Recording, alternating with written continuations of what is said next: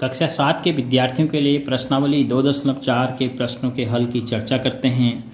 इससे पिछले वीडियो में हमने सीखा था एक्टिविटी के माध्यम से कि जब भी हम किसी संख्या को किसी दूसरी संख्या से विभाजन करेंगे तो हम भाग के चिन्ह को गुणा में बदल के दूसरी संख्या को उसके व्युत्क्रम से रिप्लेस कर देंगे, यानी उस संख्या के स्थान पर उसका व्युत्क्रम रख देंगे। तो अब हमें पूछा है प्रश्न संख्या 1 में पूर्ण संख्या में भिन्न संख्या का भाग दीजिए। तो इसमें सभी प्रश्न आसान हैं। कुछ प्रश्न मैं आपको इसमें से करके दिखाऊंगा, बाकी आप स्वयं करेंगे। फिर जैसे पहला क्वेश्चन है 12 भागा 3/4, तो 12 भाग को आप गुणा में बदलेंगे और 3/4 का व्युत्क्रम लिखेंगे 4/3।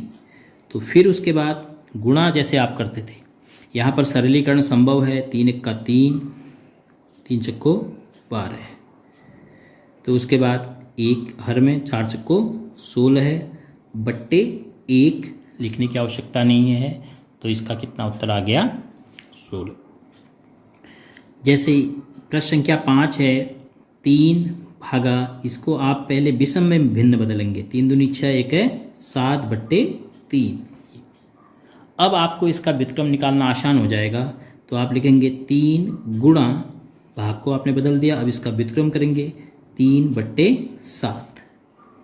अब यहाँ पर सरलीकरण संभव नहीं है, तो 3 को 3 से गुणा करेंगे, 3 × 3 = 9, 9/7। अगर इसको मिश्र भिन्न बदलना चाहें तो 7 × 7 बचा 2, 1 सही 2/7।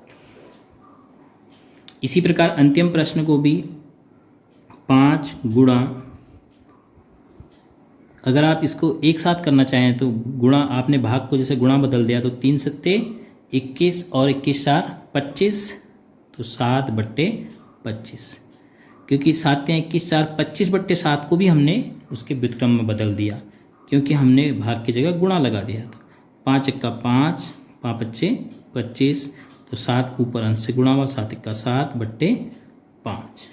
इसी प्रकार हम सभी प्रश्नों का हल कर सकते हैं। तो बाकी 3 का आप स्वयं अभ्यास करेंगे। प्रश्न संख्या 2 है निम्नलिखित भिन्नों में से प्रत्येक का व्युत्क्रम ज्ञात कीजिए। व्युत्क्रमों को उचित भिन्न, विषम भिन्न एवं पूर्ण संख्या के रूप में वर्गीकृत कीजिए। प्रत्येक संख्या का हमें व्युत्क्रम ज्ञात करना है, फिर बताना भी है वह व्युत्क्रम क्या है, उचित भिन्न है या विषम भिन्न है या पूर्ण संख्या है। तो जैसे सबसे पहले हमें पूछा है 3/7, तो इसमें भी आपको कुछ प्रश्न में करके दिखा रहा हूँ, बाकी आप स्वयं अभ्यास के रूप में करेंगे।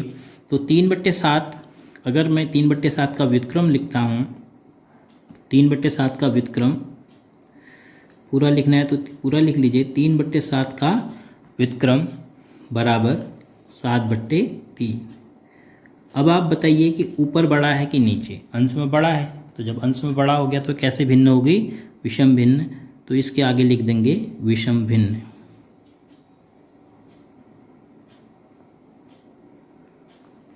हमने इसको वर्गीकृत कर दिया उसके व्युत्क्रम। जैसे 9/7, अब अगर 9/7 का व्युत्क्रम हमें लिखना है तो 9/7 का व्युत्क्रम कितना होगा? 7/9। अब देखिए 7/9 क्या है? ऊपर अंश में छोटी संख्या है, तो यह कैसी भिन्न हुई? उचित भिन्न। तो इसके आगे आप लिख देंगे उचित भिन्न।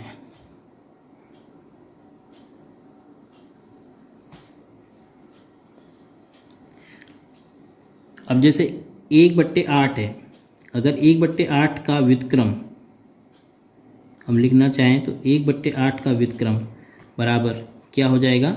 8/1। तो 8/1 का मतलब 8 हो गया, क्योंकि बट्टे में से 1 हम हटा सकते हैं। तो अब 8 क्या है? विषम भिन्न है, उचित भिन्न है या पूर्ण संख्या है? 8 तो एक पूर्ण संख्या है, तो इसलिए इसके आगे लिख देंगे पूर्ण संख्या। तो इस प्रकार बाकी जो छूटे हुए प्रश्न हैं उनको आप अभ्यास में स्वयं कीजिए। प्रश्न संख्या 3 में हमें ज्ञात करना है कि भिन्न संख्या को पूर्ण संख्या से भाग देने के बाद क्या परिणाम मिलेगा। अब यहाँ पर भिन्न संख्या को भाग दिया है पूर्ण संख्या से, तो बराबर 7/3, तो ऐसे ही रखेंगे। गुणा, अब 2 का व्युत्क्रम हमें लिखना है। अब देखिए 2 को हम क्या लिख सकते हैं? 2/1 लिख सकते हैं। इसका व्युत्क्रम क्या हो जाएगा? अगर इसका व्युत्क्रम लिखना है तो 1/2। तो हमें 2 को 2 के व्युत्क्रम से हटाना है। ये 2 की जगह हमने 2 का व्युत्क्रम रख दिया। तो उसके बाद 7 × 7 और 3 दूना 6। इसी प्रकार हम सभी प्रश्न कर सकते हैं। जैसे ये मिश्रित भिन्न के रूप में पूछा है तो 4 × 3 = 12, 12 × 1 = 13/3। पहले हम इसको विषम भिन्न बदल लेंगे। फिर गुणा, अगर हम साथ साथ करना चाहें तो भाग को गुणा में बदल देते हैं। 3 को 3 के व्युत्क्रम से हमने रिप्लेस कर दिया। 3 की जगह 3 का व्युत्क्रम बराबर 13 × 1 = 13 और 3 × 3 = 9। और इसको अगर आपने मिश्रित भिन्न बदलना है तो 9 × 1 = 9, बचा 4, 1 सही 4/9। ये आंसर है। ये रफ कार्य के रूप में है, इसको नहीं नोट करना है। ऐसे माना इस प्रश्न को हम करें 7 × 28 और 28 में 3 जोड़ेंगे 29, 30, 31/7। गुणा 7 है तो 7 का व्युत्क्रम 1/7। तो कितना हो गया? 31 × 1 = 31 और 7 × 7 = 49। तो बहुत सारे प्रश्न आप स्वयं बना के उनका स्वयं हल कर सकते हो। अब प्रश्न संख्या 4 में हमें दिया है भिन्न संख्या को भिन्न संख्या से ही भाग देना।